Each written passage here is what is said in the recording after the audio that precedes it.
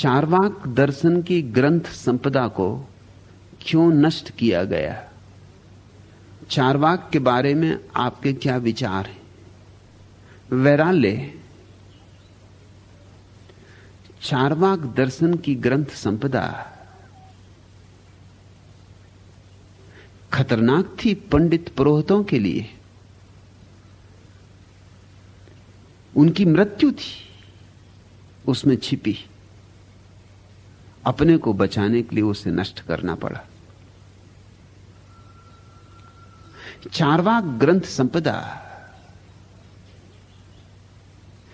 नास्तिकता की आत्यंतिक अभिव्यक्ति थी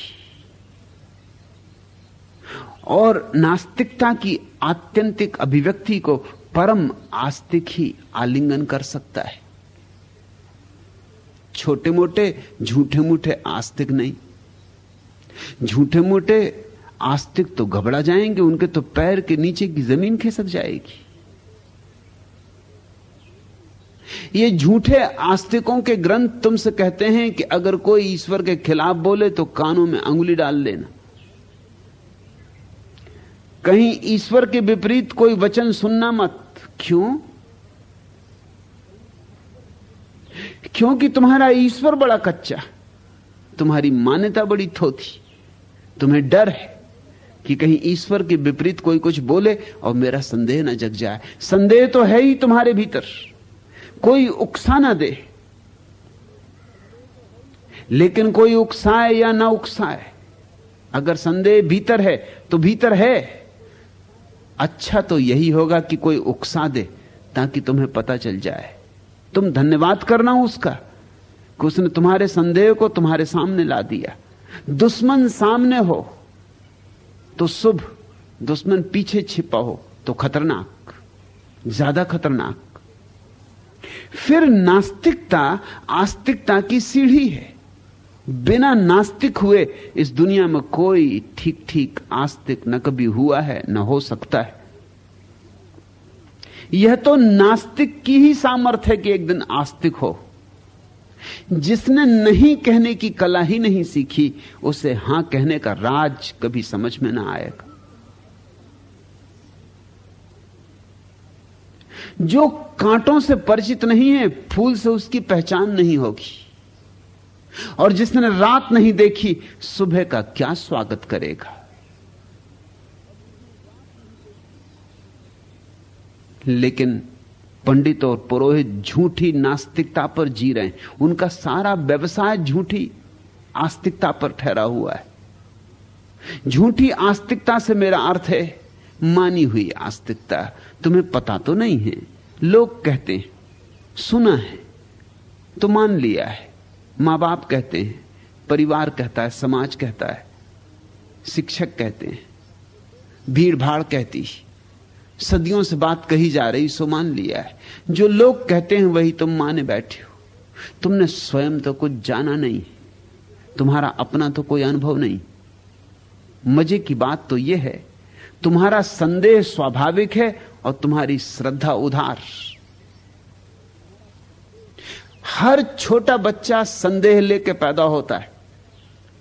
इसलिए छोटे बच्चे इतने प्रश्न पूछते कि तुम्हें बेचैन कर देते। प्रश्नों से प्रश्न उठाए जाते। तुम लाख उनको कहो कि बड़े होके सब समझ में आ जाएगा, मगर वो फिर प्रश्न उठाते। जो चीज दिखाई पड़ती उसी से प्रश्न उठाते। छोटे बच्चे ऐसे प्रश्न उठाते हैं कि बड़े बड़े बुद्धिमान उनका उत्तर न दे सके। संदेह प्रत्येक बच्चे के प्राण में जन्म के साथ आता है। परमात्मा ने संदेह की संपदा दी। जरूर इसमें कुछ राज होगा। संदेह बीज है, इसी में छिपा हुआ गूदा है श्रद्धा का। संदेह खोल है, ये गल जाए भूमि में तो इसी में से अंकुरित निकले, अंकुरण होगा, इसी में से विकास होगा श्रद्धा का। संदेह श्रद्धा का दुश्मन नहीं है, लेकिन साधारणतया लोग समझते हैं संदेह श्रद्धा का दुश्मन है, इसलिए संदेह मत करो, श्रद्धा करो। तो तुम्हारी श्रद्धा नपुंसक होगी। जिसने संदेह नहीं किया और श्रद्धा कर ली उसकी श्रद्धा ऊपर ऊपर है, लीपापोती है। जैसे चेहरे पे कोई रंग लगा लिया,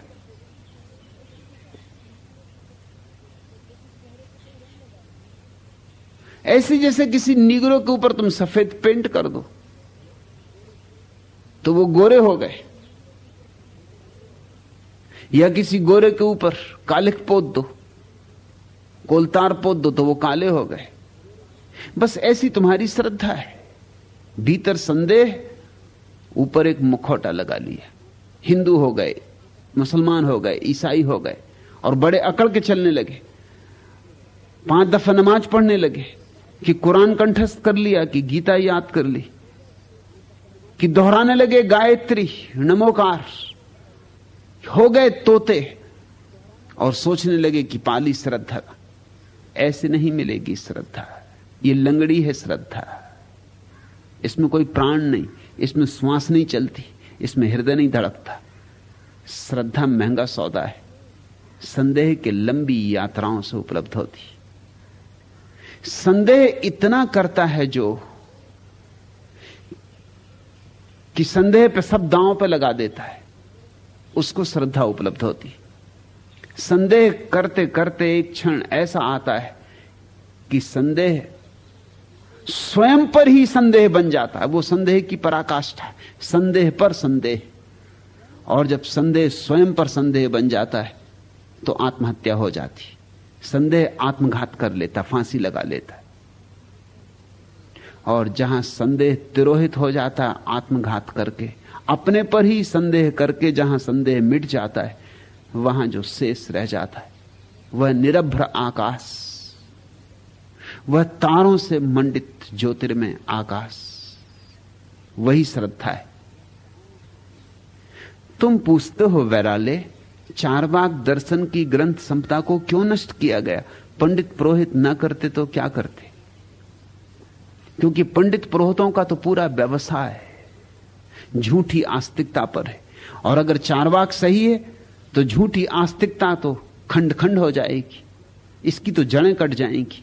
इन मंदिरों में कौन जाए, मस्जिदों में कौन जाए, ये यज्ञ हवन कौन करवाए, ये करोड़ों रुपए कौन मूढ़ता से फूंके यज्ञों में, ये हवन कुंड कौन खुदवाए, ये थोथे पंडित पुजारियों की लंबी जमात को कौन पाले, कौन पोसे, ये लाखों आवारा तथाकथित सन्यासी, साधु, मुनि, इनका बोझ कौन ढोए?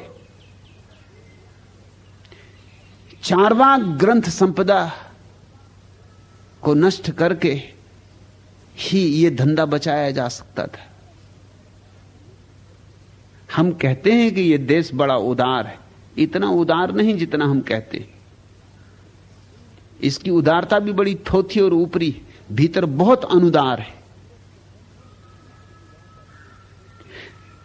यूनान में एपिकुरस के ग्रंथ नष्ट नहीं किए गए।